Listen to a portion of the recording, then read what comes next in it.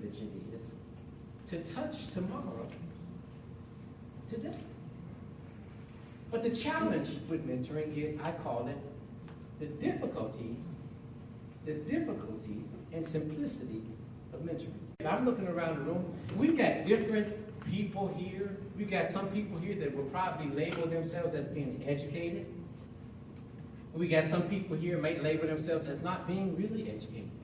And you know what? And so I want to speak to that moment right there in mentors, because I think you can't do it effectively unless you break down the possibility of walls that may exist, because some people may be sitting in here as a potential mentor and you have an education, and you may look around and see somebody in here that doesn't look like they have an education, and you're trying to figure out why you and them are in the same room.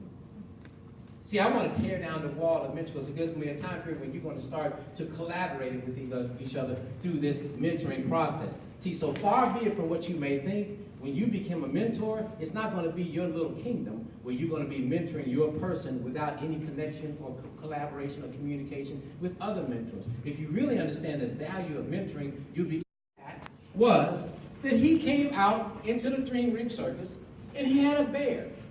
And the bear came out, and the bear and the man, they gloved up on each other, and the man pulled out this bicycle. And the bear got on the bicycle and started riding the bicycle around the three-ring circus. And it always made me wonder, how does a man get a bear to ride a bicycle? Last I checked, have anybody here ever walked through the woods or rode a bicycle through the woods, and all of a sudden you hear a growl behind you, and you look and there's a bear chasing you down on a bicycle? It's never happened. The man had to get the bear to ride the bicycle, but the question is, how did he get this bear to ride a bicycle? Well, there's a couple things that he had to do in order to make that happen.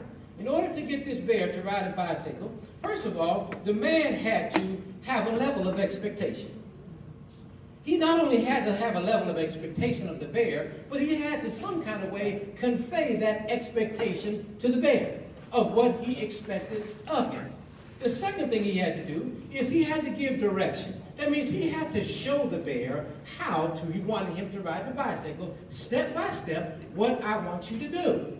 Thirdly, the man had to encourage the bear. That means encourage as opposed to discourage. Well, let's look at it. Encourage means to put in, discourage, or dis means to remove. We say disconnect the light. That means you want them to pull the plug out of the wall. If you want them to connect something or to encourage, means to put something in. So the man encourages, means to put courage or belief into the bear that he actually can ride this bicycle. Fourth of all he had to do is he had to make corrections when the bear made a mistake.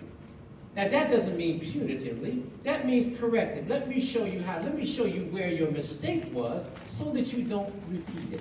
I say this sometimes as parents, we teach our children. I have one daughter, 24 years old, and I never did this, but as parents, a lot of times, we teach our children how to lie. We teach them a lie. Here's how we do it. We come home, and our favorite plate is broken. And we walk in the door, and the first thing we say is, who broke my plate? Yeah. And the child comes in and says, I broke it. How did you break my plate? Well, we were playing in the house, and we were running. Didn't I tell you not to be running through my house? You broke my favorite plate. Get in the other room. I told you to sit. Right. And the plate is broken. Now the next time you come home and your chair is broken.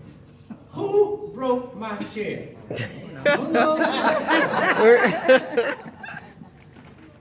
Now they know who broke the chair, but how did they learn how to lie?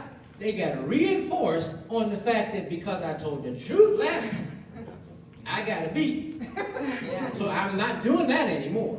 But what we need to do is learn how to encourage, and that's what the man did when the bear didn't get the bicycle riding correct.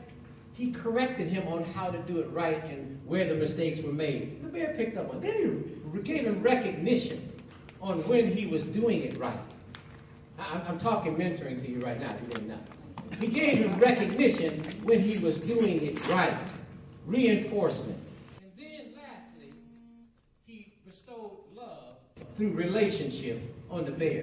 Where ultimately the bear ends up riding the bicycle, not because the bear wants to ride a bicycle, but the bear learns to ride a bicycle because he wants to please the man who he has a relationship with.